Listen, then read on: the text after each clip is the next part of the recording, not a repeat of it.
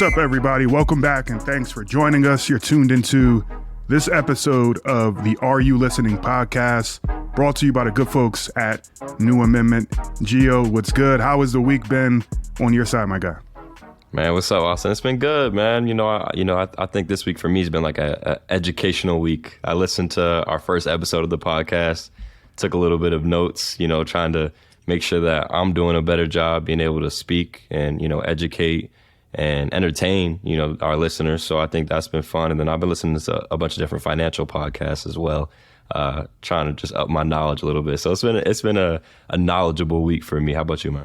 Love that, man. That self-investment is crucial to continue to get better. Same, man. Just listening to, obviously, our flow, our cadence, and what we could do to continuously get better. And it's easier said than done, but as a former student athlete, I think that obviously we've been doing that our entire lives, being able to look at the film, if you will, and break it down and figure out how we can improve on our deficiencies. So I'm excited to continue to get these reps and get these episodes out with you, my guy. One thing I wanted to kick this episode off was getting into a little bit of background, what you've been up to since you left RU, since I left RU, and then we'll jump into some exciting, a couple of games that's happened for RU over the last couple of days. Yeah, so I mean, I guess in case anybody doesn't know about my playing career, obviously I just graduated from Rutgers. I was a fifth-year senior, 4-year captain. So I was playing for a while under Coach Peichel. Like I said, I recently just graduated, so I've moved on to more of like an entrepreneurship type of situation where, I did start my own basketball training. I've been doing that since September. I also started Night Society. If you guys don't know about it, make sure to go check it out. It was founded by me and Eric LeGrand. And basically we just focus on creating NIL opportunities for student athletes. So, we're really just trying to support, these guys in the scarlet and black that are, fighting every day on the court, on the field, whatever it may be. Guys and girls, of course. So we've been doing a bunch of different deals for student athletes. That's been great. And, I do a little bit of all different types of stuff too, man. So it's been all over the place. But, maybe tell the people about yourself as well. For sure, man. A man of many hats. I see you doing your thing, man, and I'm proud, obviously. But can't believe it's already been 10 years removed this year since my playing days, graduated in 2013, went right into grad school, and then got into corporate America in New York City, working on Wall Street in finance, fintech, if you will. I'm still currently doing that, but building a simultaneous media broadcasting career. It hasn't been easy. It's a lot of long days, but it's a labor of love for sure, man. And the game of basketball is a vehicle that continues to open up tremendous doors and opportunities, and I'm very, very grateful for it. So if you do well by the game, it'll reciprocate at the end of the day. So love that. Which one do you like more, like the fintech or the broadcasting? Like which one do you like Bro, more? I would be lying if I sat here and said that I love the fintech more. I mean, there's a lot of transferable skills and qualities that I've learned from basketball that I'm able to leverage and sure. really, separate myself internally, using those. But there's nothing like sitting courtside, watching a game that we all grew up on, playing, loving to play, loving the grind, loving the preparation. And then I don't think there's any better game live to just watch on a consistent basis other than basketball. Nah, man. So I agree. Blessed. I agree. I think when when you got a chance to go onto BTN and I got a chance to do the radio, everyone kept asking me like, "Oh, how do you like it? Like, how was it?" It's like, dude, I'm sitting there just talking basketball. Like, what is there not to like? I don't even understand why y'all asking me that. Like, yeah, I'm sitting talking basketball with Jerry Recco, by the way. Shout out Jerry Recco, who's a pros pro. Man. He's a pros pro, so he made it real easy for me. But that's just fun. Like I'm sitting there talking the game of basketball. You can't really get much better than that. So I agree. I just wanted to get your take on it and just made sure I wasn't tripping. For sure, man. I'm watching you. I appreciate being able to bounce ideas off of you and continue. We can grow. And obviously, this is a podcast where we're coming together with our collective thoughts to share what's relevant in the RU world, and then things just in the grand scheme of things from a basketball standpoint. So let's jump right in and get into the X's and O's of things, man. We got 2 games to talk about, starting off with RU versus Ohio State. Another definitive win for RU at home, protecting home court at Jersey Mike's Arena. Some people say the rack, whatever side of that equation you fall on, go with it. But right. What did you see from your perspective from the Scarlet Knights against the Buckeyes? I loved it. It's funny because you check Twitter at halftime, and the score is super low, and everyone's like, oh, what type of basketball game is this? But if you're in the building, like if you're in there, man, it was such a good environment. You could see how hard both teams were playing defense. Like they were just making it impossible for each other to score. I loved what I saw from Mawot Mag. I mean, at one point in the game, he's at the top of the press, and at another point in the game, he's guarding the 5-man. I mean, just everything that he was doing. And then that's not even talking about the three-pointer that he made at the end of the game, right? So, you talk about a guy who was just doing everything on the court. And it wasn't just him. Everybody, I mean, everyone just pitched in. It was just a great game to watch, and happy that they found a way to get that win. Grinded out basketball, Big Ten basketball encapsulated in Piscataway, New Jersey, 68-64, an overtime thriller. Obviously, RU had to go really deep within themselves to be able to go the distance because Ohio State isn't sweet, and they weren't going away. They came in playing with a little bit of fire lit under them, coming off of 3 defeats coming into that game. So you know how teams get when they're in desperation mode, and Cam Spencer led the charge again for Rutgers, 21 points, 6 assists. He's seeing the floor well. Diamond, his pace, can't speed him up, man. 16 points in the second half. So he's a guy that I think really understands when he needs to up his levels from different standpoints throughout the course of a game. Yeah, and he had, he had 7 rebounds. I think he had 4 steals. Like, again, talking about a guy who was just doing it all.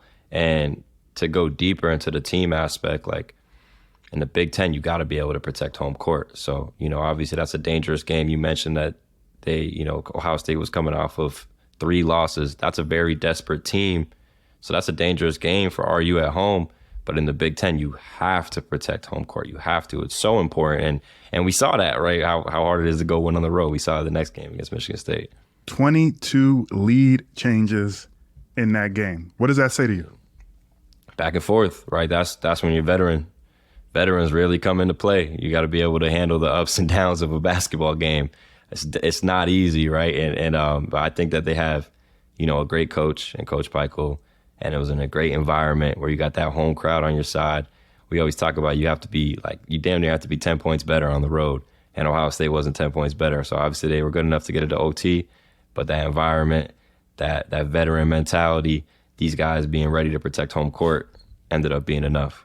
For sure, man. The Mawot Mag game, at least so far this season, you hit the nail square on the head. His ability he talked about it, how he understood that Paulie, when he gets into probing and surveying, because Paulie dimes and he sees how the floor is spaced. Mawot knew that he just needed to vacate and get to an open area, and that ended up being a deep corner 3 right in front of the big money seats. If you've ever been to Jersey Mike's Arena, you know what I mean. Where all the big donors sit on the sideline, and Mag stepped up into the moment and knocked it down. But obviously also got to shout out Cliff Amore, 14 points, 11 rebounds, another double-double. Caleb McConnell, another good performance, 10 points, 7 rebounds. So a lot of all hands on deck affair, if you will, for RU.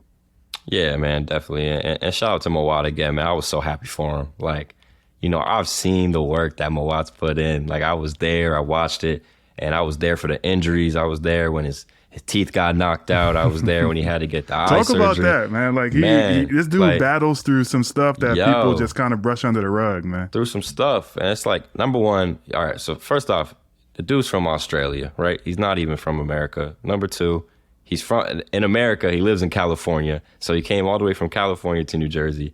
And then you add in the teeth getting knocked out, the injuries, all the adversity that this dude is facing. Like, that's not easy to go through. And then you add to it, you have to play behind Ron Harper Jr., who's an All-American type player, right? A dude who's in the NBA right now. So, like, that's hard mentally to know, like, no matter how good you're playing, you're probably not going to go on the floor very often. But I think that he has great people around him, and Paul and Caleb and Cam, Cliff, guys that have seen the bench and guys who have been starters and are just telling him to stay the course. And he's done a great job. Like, every time I go to Rutgers, he's over there getting shots up on his own. Like, he's there late night. He's there in the mornings. Like, this dude has really put in the work, and it showed. Like, he said it in after the game. I knew that shot was going in. It's like, Mawab, the past maybe wouldn't have said that, and that's the work just showing. Like, I knew I was going to make that shot. I was ready for the moment. So, you know, I'm real happy for him as an ex-teammate. Like, it was great to see. Love it, man. Iron sharpens iron. Back to that point about Ron Harper Jr. Obviously, when you're in those battles in practice each and every day, it's easy to not even understand the impact that that's having on you and your ability to continue to put one foot in front of the other and get better. And now that Ron is no longer there, it was opportunity, time, and preparation at Mawab Mag. That culmination of all three things coming together was the perfect recipe for him. And I think it's paying dividend on the court this year. You see him, as you had said, such an interchangeable piece defensively, can guard anybody, and then he can go, you know, and go ballistic offensively, you know, periodically and make some really big plays. So yeah, he's tough, man. He's tough. So he's tough. Really big game for RU. Yeah, and they needed it too, especially after, you know, how the last game against Ohio State went, right? You know, the questionable call at the end, the league comes out and says that Rutgers should have won the game. They made a mistake. And, you know, Coach Pike was saying, you know, we didn't even talk about it. But, you know, it's in the back of everybody's minds. Like, man, we got to get this one back. Like, that's just how it goes. That's the competitors. Like, man, we should have won the game. We did everything that we needed to do to win the game, but it was just out of our control. It was in the ref's hands at that point. And that's something that you can just never really live with. So I know those guys really wanted that W to get back at Ohio State for the loss that should have been a win.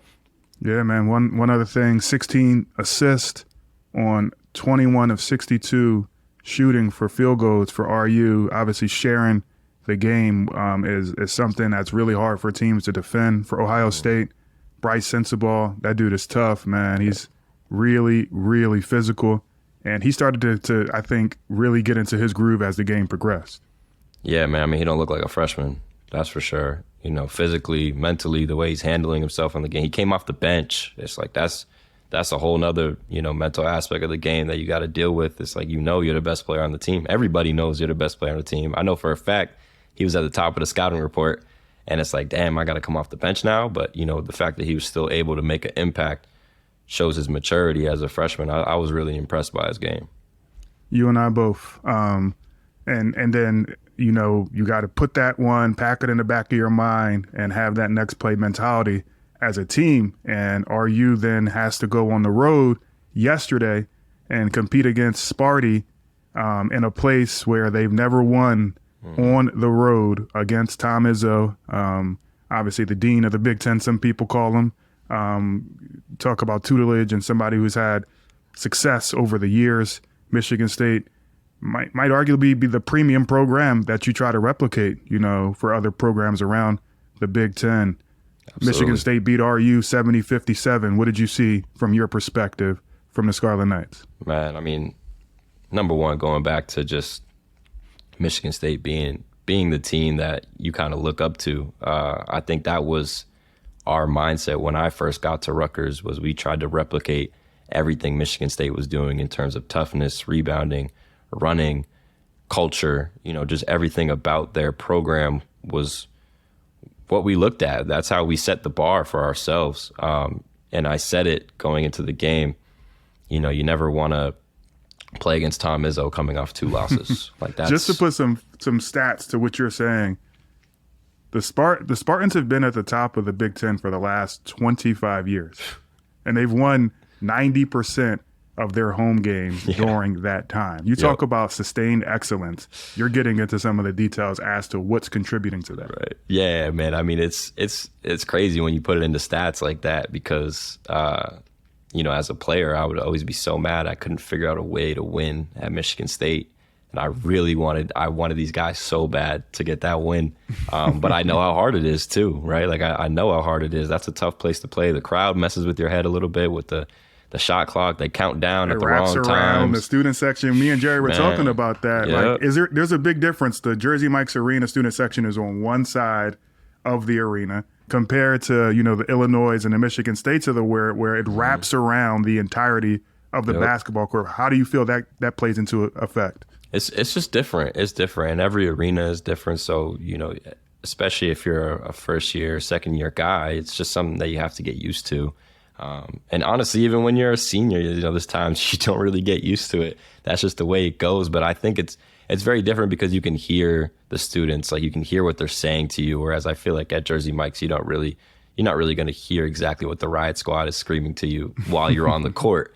But it's tough, and they're very connected. Like that's what I always said about Michigan State's crowd. They're super connected. Like the clock will be at 3 and they'll start counting down from 9. And so you think you have time. And then there's they got other summer times, tryouts to come out there and be included in that crowd in the zone, if you will. And then there's other times where they'll reverse it, where the clock will be at 9 and they'll start counting down from 3. And it's like, so they they all do it at the same time. I've always wondered, like, how do they figure out how to coordinate it so perfectly? But they do it every game, like and they get somebody. They always get a freshman. They always get a freshman every single game, and it's fun to see. It's tough to be a part of, though, for sure.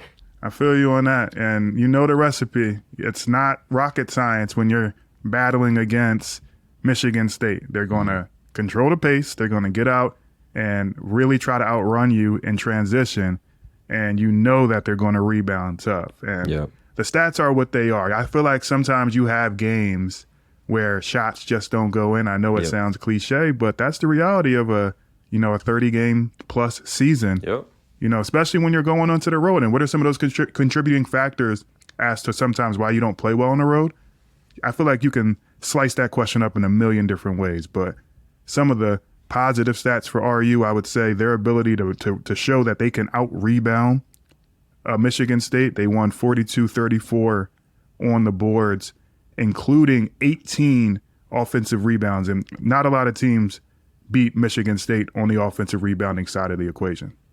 Oh yeah, no, definitely not a lot of teams. And I think that overall, I think this is a game that is very easy to overanalyze, right? As a fan, as an analyst, I think that it's super easy to be like, oh well, Rutgers is really struggling on offense now just because of this one game. And it's the reality is it is just one game, and our best player did have an awful game, and he's gonna be fine, and the team's gonna be fine, and that's just the way it goes in the Big Ten. And we're talking about how important it is to protect home court in the Big Ten. Michigan State is thinking the exact same thing. It's super important for them to protect home court. And it's super hard to get a win at Michigan State, as the stats have just shown that you just talked about.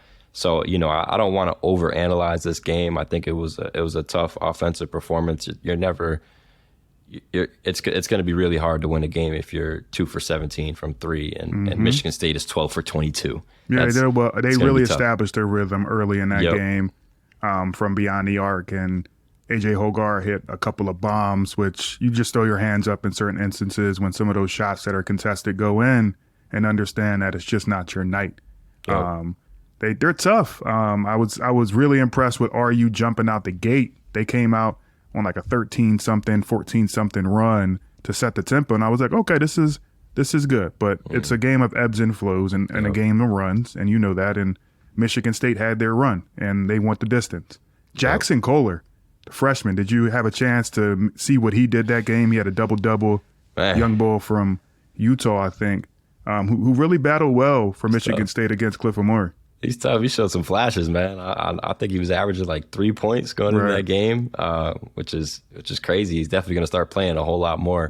But he just showed a lot of talent and a lot of grit. It wasn't anything like super crazy. He's not going to wow you with any like type of athleticism or anything like that. But I thought he just plays basketball the right way, which is what you expect from a big man on Michigan State. So I was really impressed. I think he's going to have a lot of good games down the road, so RU's got to be careful with him. I wanted to ask you too, though, like as a player, we always talk about how we don't want to, get too high, get too low.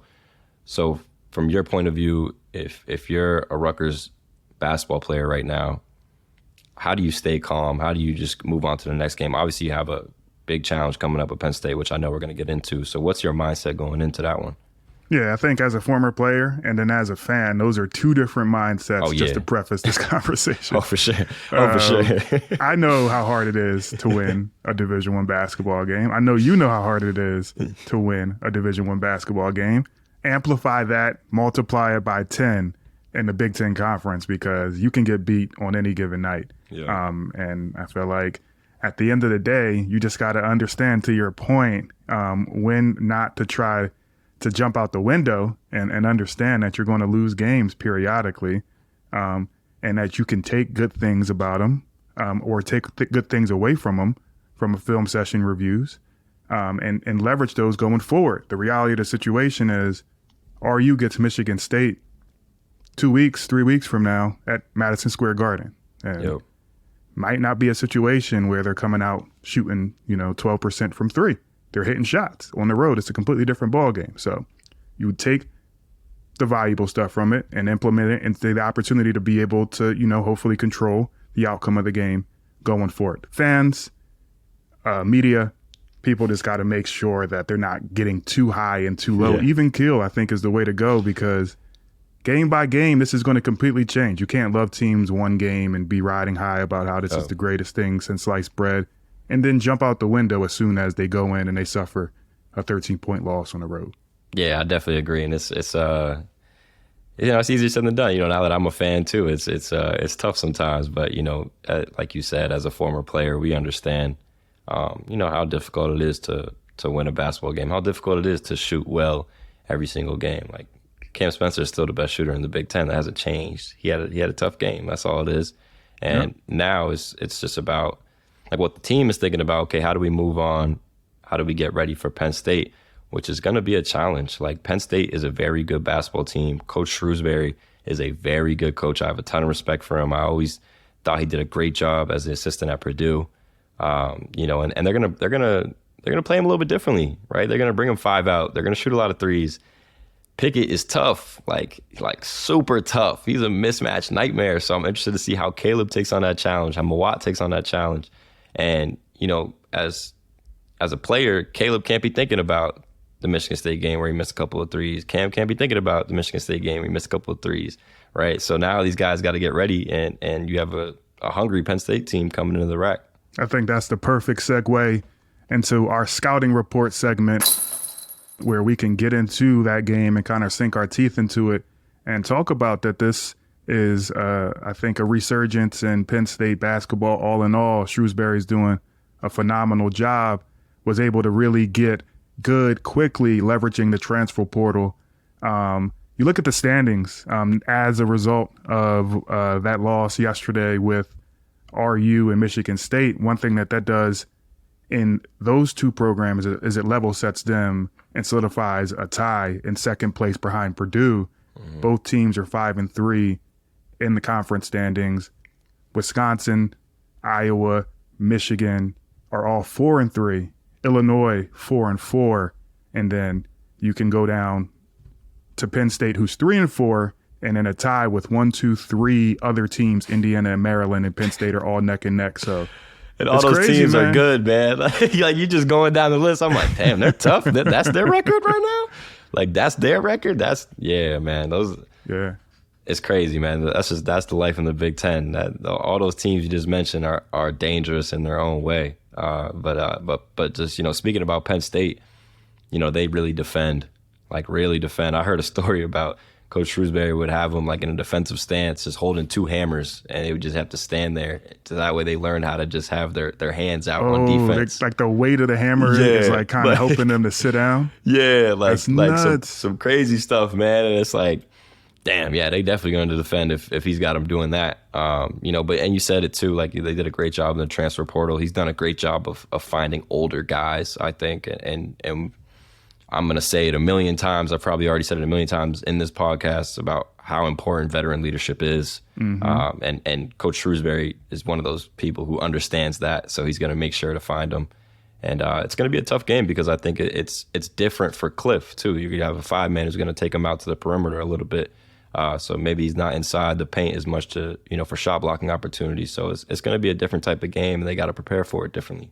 For sure, man. And obviously Penn State I grew up in Philly, so growing up in that area and, not too far from State College, I always assumed that it was a football school. So to see that they're able to develop their own identity, and I think that they have a great foundation with a coach that comes from excellent tutelage from that Purdue program as well.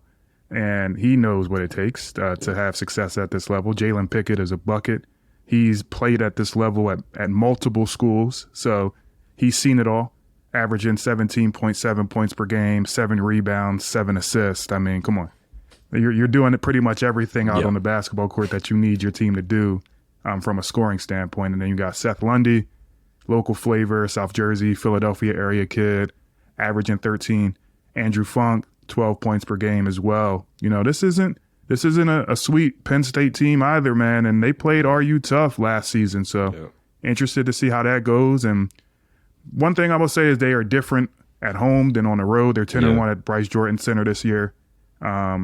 Let's see how they're tested when they're coming to Jersey Mike's Arena. And they have a game tomorrow against Nebraska. So it's going to be interesting because Nebraska's tough as well. Yeah, everyone's tough. Everyone's tough. Let's just be real. Big Ten, everyone's tough. Another thing about Penn State, they lead the nation in fewest turnovers per game, 8.72 turnovers per game. That's going to be interesting for, Rutgers because that's what they do. They love to force turnovers and get out and run. So, again, just an interesting dynamic in terms of game planning and being ready. And this is going to be another one of those games where you don't want to overhelp. You don't want to overreach. I think we saw that with Iowa. We saw it a little bit with Michigan State where they moved the ball really well and got some open threes.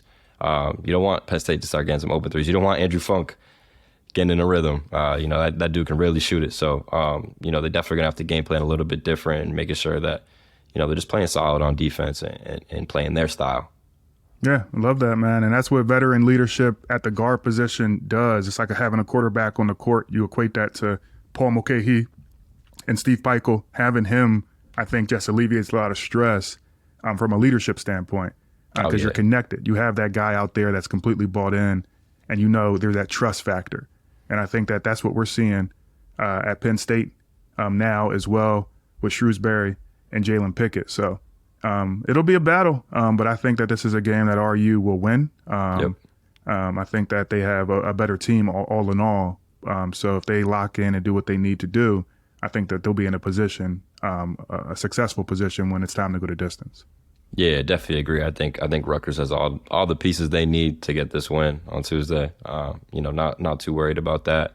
Just want to make sure these guys, got their mental straight and they're making sure to stay on the course. Like it's a long season. You can never be upset about one loss to a great basketball program, great culture.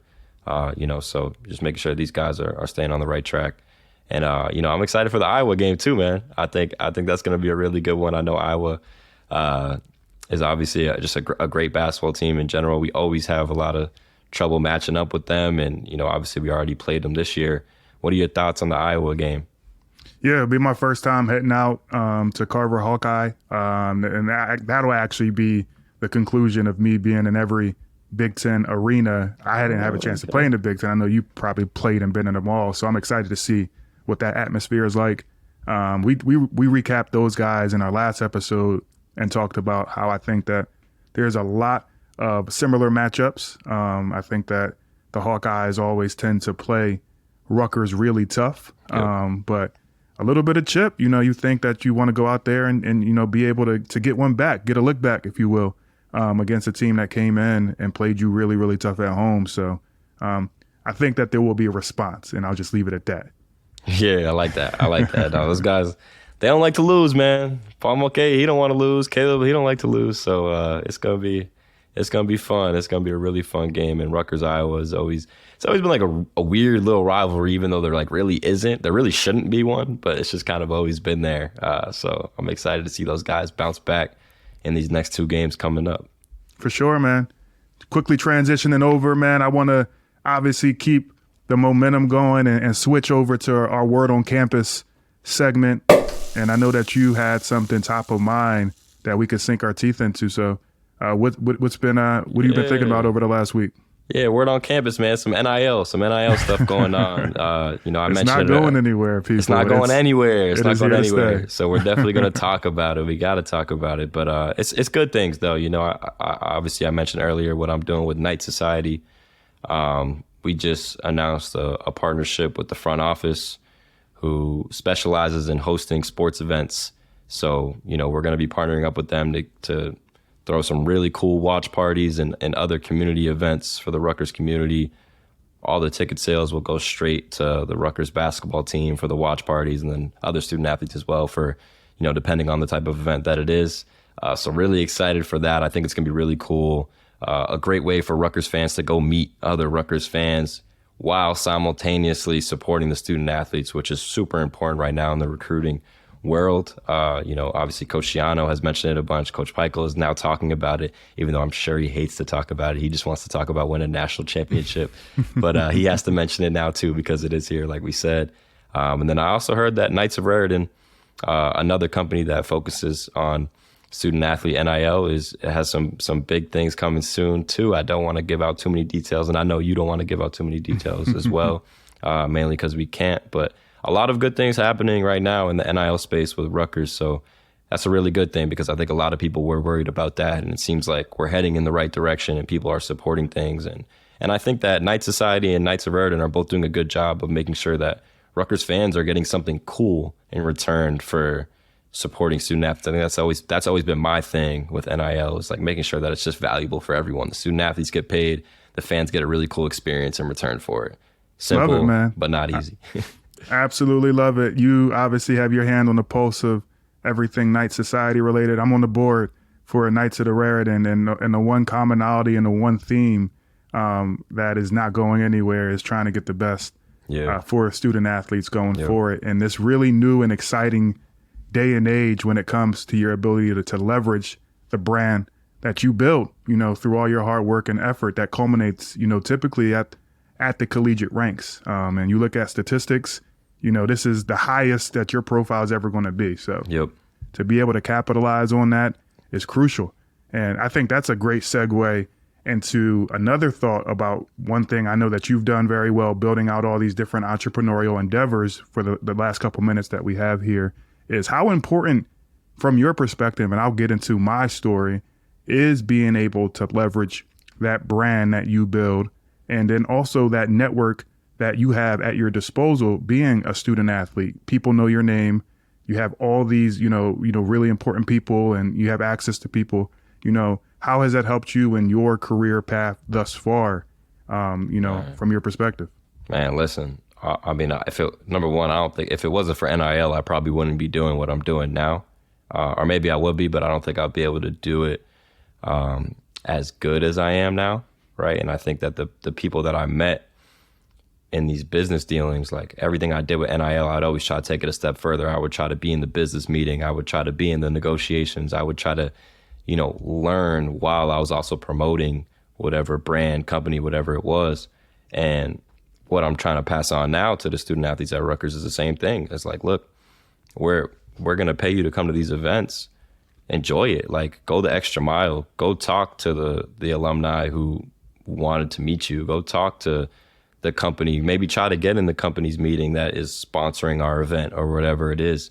And 9 times out of 10, they're going to say, yeah, like the alumni, they already love you. Like there's no reason for them to not want to talk to you. So take advantage of that. But it's so important, because I think it taught me a lot of things. It taught me how to speak the right way. It taught me how to treat people the right way. It taught me about business. It taught me about, the value that I have, and, different things along those lines. So it's helping me a ton. And I think basketball helped me in that, in a way too.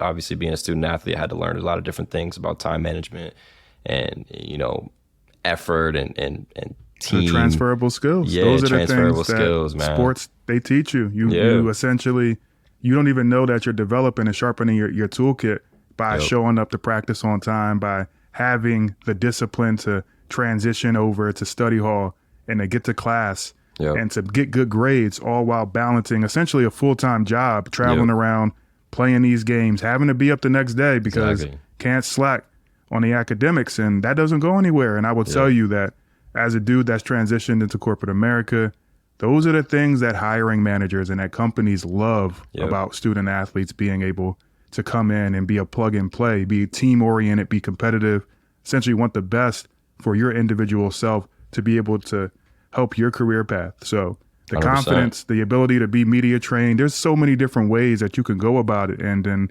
once student athletes, I think, recognize that value and that worth that they have, the sky's the limit. Exactly, man. And NIL just enhances that. Like everything we just talked about as a student athlete, NIL makes that transition easier for you when you do get into corporate America or you do get into your professional life, because at someday the ball is going to stop bouncing, right? It happens for everyone. It's just a matter of when, right? That's all it is. It's a matter of when. So use NIL now to take advantage of that and talk to these alumni and get in those meetings and go the extra mile, because it's important. It's going to help you down the line. Like I think I wholeheartly believe that I'm set for life because of the connections that I made and the way I treated people. Like I just never was, rude to anybody, right? Like, you know what I mean? And I think that's the thing that we're trying to teach these student athletes too with Night Society is like, listen, it's going to be very easy for you to take advantage of this. Just do it the right way. We'll put a period on that, because I think that we could talk to infinity and beyond about this topic. It's something I'm definitely passionate about, and I know that you're passionate about. When we were talking about this podcast, we wanted to really integrate a business sense to it. So we'll come up with some creative themes and some guests in the future to be able to dive deeper on these different topics on future episodes. So closing the loop here, I think that we went through a lot of really, really good stuff. What are your thoughts over, looking ahead for the next couple of weeks, basketball wise, and anything else that's really capturing your attention, before we close the loop? Man, basketball wise, just, want to continue to watch Rutgers basketball. I'm wholeheartedly a fan now, full fledged. I've never really been like a fan of a sports team before, honestly.